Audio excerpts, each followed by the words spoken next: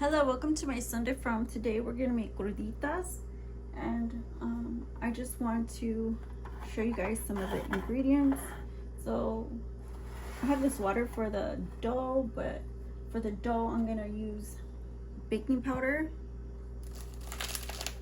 This is masa arepa. This is pre-cooked white cornmeal. It says it's perfect for arepas, empanadas, tamales, etc. And then I have no egg replacer. Of course, the oils I use are sesame oil and canola oil. So I only use like a drop of this. I'm already running out. And then for seasonings, I have a lot of seasonings, so we'll go over those. I use this zero salt chicken bouillon that I'm trying to use up. I have a tiny little bit left. And then I have cilantro leaves. I have these minced garlic and minced onion. And then I have Creole seasoning. And I feel like this gives a little bit of spice. This Julio's all-purpose seasoning. This is like taco seasoning kind of. Meat rub. And this is Epice powder. This is a Haitian herb and spice seasoning, and this is the spicy one. So this one also has a little bit of kick to it, which is kind of needed, I guess, for the chicken. And also I have leftover things that I'm using up for my fridge. I want to show you guys I have leftover ranch style beans because I used the big can. Because it's kind of cheaper to buy it. I have this Velveeta squeeze cheese, a packet, and then I have a packet of tomato paste. So I'm trying to use these up. And let's get started. So the first thing I want to do is make the masa. And the masa, I like to add spices to it, but I think for the most part I'm just gonna add the regular ingredients. So let's get that started. This is just the cornmeal flour, and I forget that I'm only gonna make one, so I'm just gonna add that. I'm gonna add a little bit of baking powder.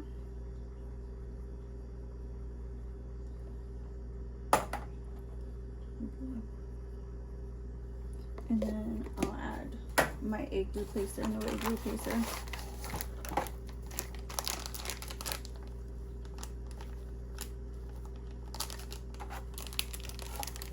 And then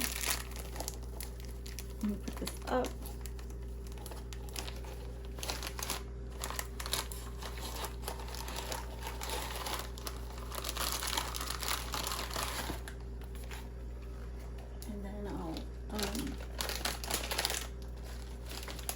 Add the chicken bouillon to it.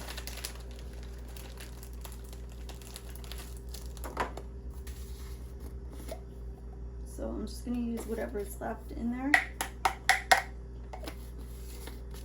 And give it a mix.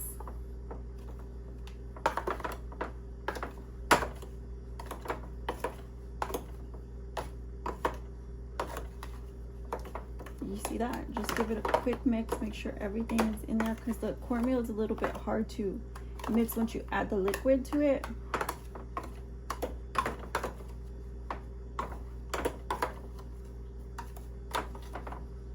And we can warm up the pan and throw oil down.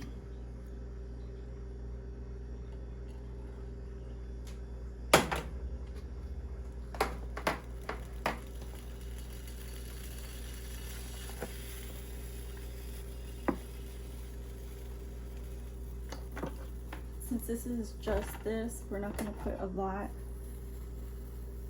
Just enough to coat the pan, that way it doesn't stick. And then we got to have it warm, the pan, because we don't want it to just sit there. We want it to crisp up on the bottom and the top And in order to do that, flip it cleanly off the surface, it has to be, one, lubricated, and it also has to be heated. So those are the first easy steps. And then you just pour your water in until it's saturated. And if you add too much water, you can add more cornmeal. And you just want it clumped up nice and firm dough, but not hard. Just keep wetting it until it's soft.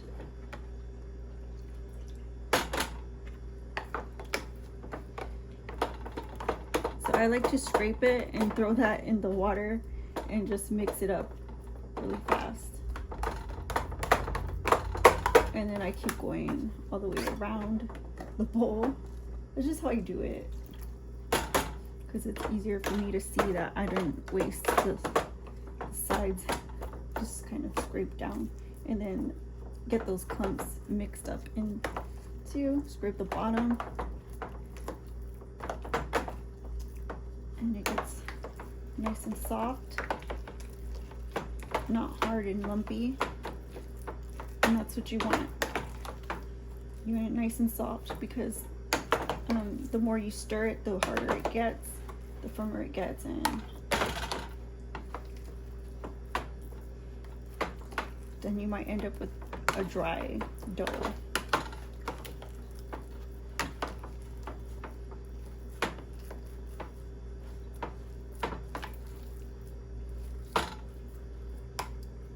So this is a little bit too cool for me.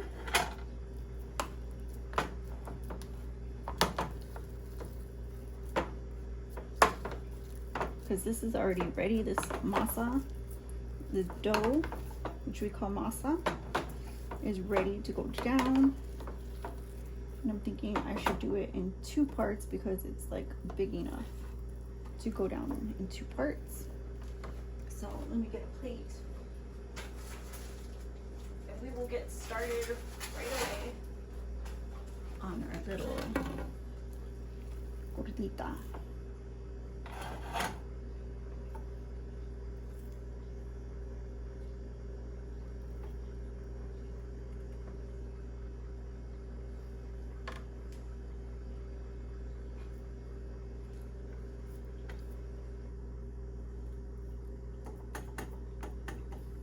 So I like to do that type of situation because, like, for me, if I can flip it, milagro, like it's a miracle. So I like to make sure that it's easy to flip, and once I see that it's cooking on the bottom, then I'll be more comfortable. But you know what I'm saying? Proof is in the pudding, as I say. And we're just gonna do what we can for now. You see that bottom is crisping up nice and good, so we can go ahead and flatten it and go ahead and unstick it. Your pan, you don't want it to burn and smoke. So here I'm gonna go ahead and flatten it some more.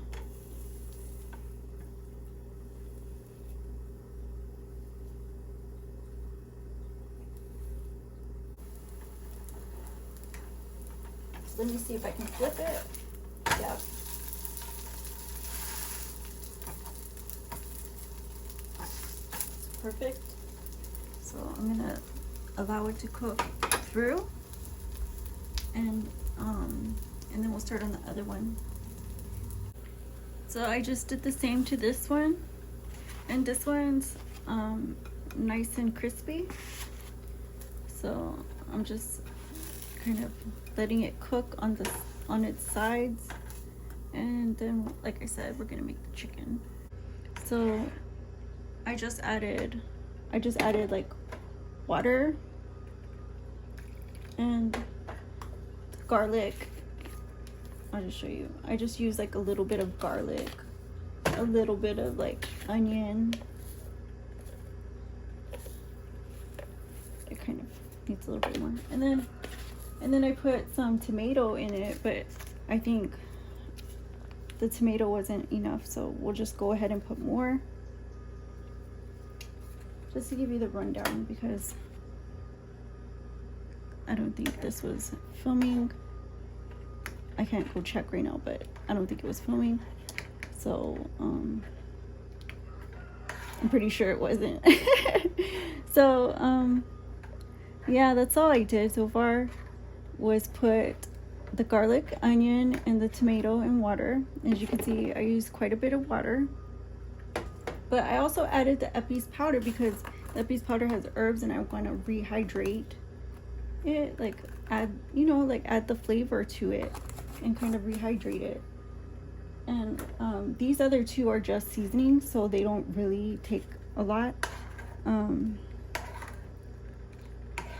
So basically it's just like making the sauce, right? If you have, you know, if you have a special skillet sauce, you can probably use that. I know they come in like little pouches of skillet sauce. You can just use that. But you know, if you have a can of sauce, like you can use a bit of enchilada sauce or whatever you have. Even a bit of salsa, that would help, in some taco seasoning, a pinch of that, and you're good. But these are the flavors that I kind of wanted today. And to kind of use my pantry, and so that's why I'm using what I use. But like I said, we're just rehydrating. If you have fresh garlic and onion, obviously use that, you know.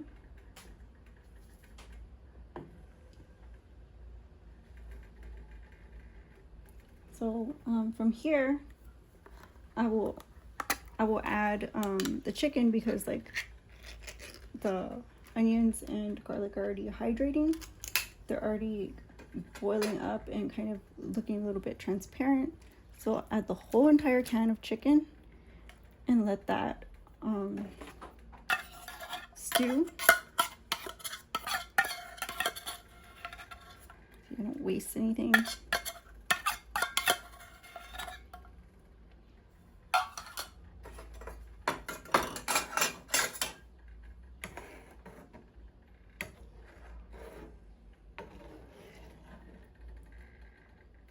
And yeah, basically just season the chicken. Let me clean this up.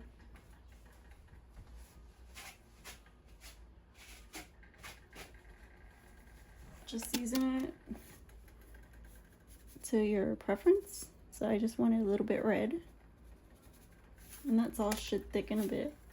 But also I like this Julio seasoning, so I'm gonna add a bit of that to the entire thing. It's kind of heavy spice, so if you like that, I recommend it.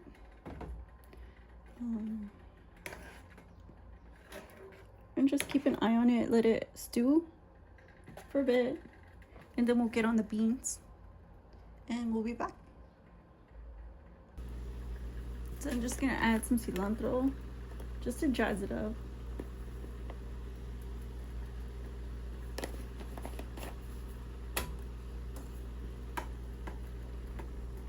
And it's kind of already boiled up.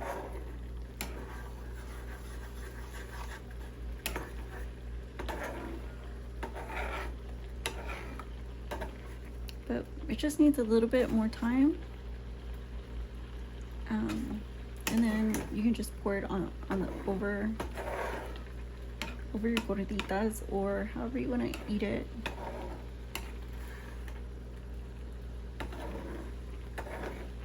It's almost done, literally. So I'm just gonna show you how I plate it. I just come in here and I kind of just separate them a bit. And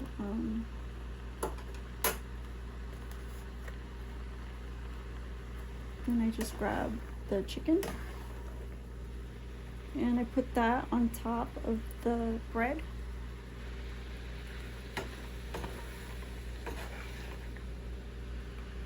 And I like to, I like the juices. I like juices, like even the bean juice. It helps to keep, you know, your mouth moist while you eat this. Like, you don't want a bunch of dry food. You kind of want to moisten the bread while you eat it, you know? It's like an open face sandwich type situation here. So, defo, you know, you want the juices. And try to make sure the meat goes directly on top, just like a taco. You can see all the juice.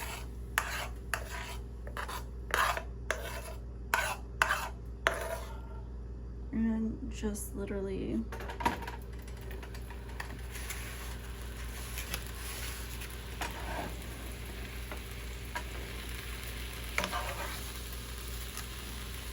just pour it on top.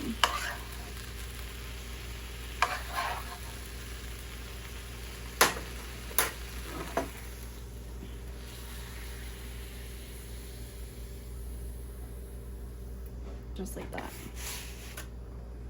And get the rest. And then you can add a bit of water for the beans. And it doesn't matter if the chicken's in there, by the way, because the beans came pre-seasoned. So, I don't know how much beans y'all like, but it's kind of a heavy meal, so I don't know how much to use. I kind of don't want to use all of them.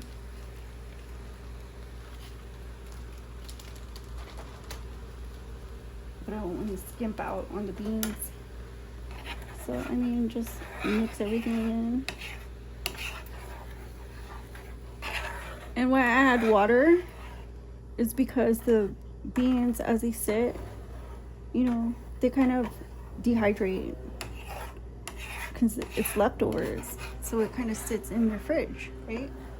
And things kind of dehydrate. So rice too, when you heat up rice, you add a bit of water, let it steam back up. Same with beans. Add a bit of water,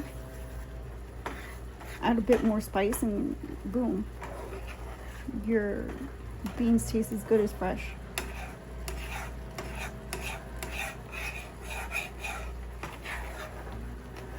So I have this on high heat.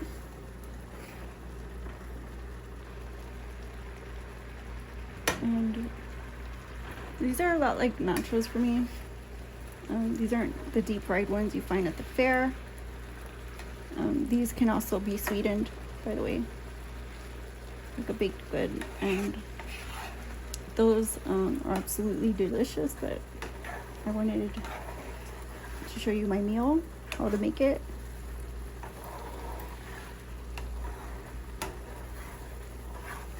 And hopefully you can use this recipe in the future, because it's so easy to make and it's kind of a fun thing to share with the fam.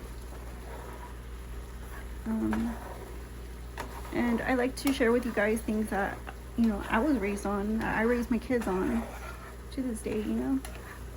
It's important to have traditions in your family, in your lifestyles, and to continue those things that kind of embrace your heritage, your identity, your cultural identity. And be present in that, in your world, in your little bubble.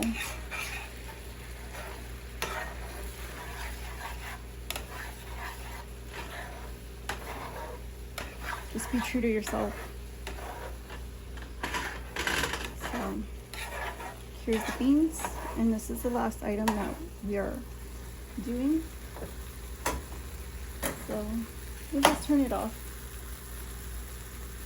Pretty much finished. And I'll put this right in the center. So you can see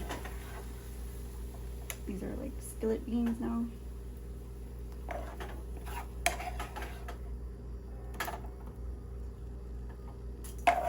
Delicious.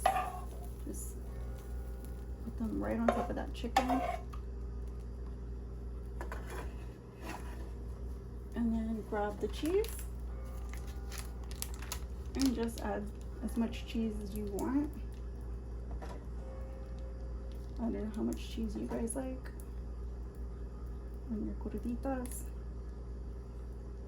But this is kind of a thick, yummy treat. You see that? And you kind of want to just sop up the juices with the bread. I'll show you.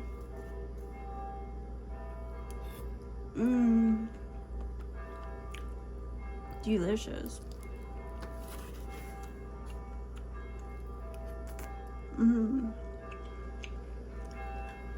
But thank you guys for watching.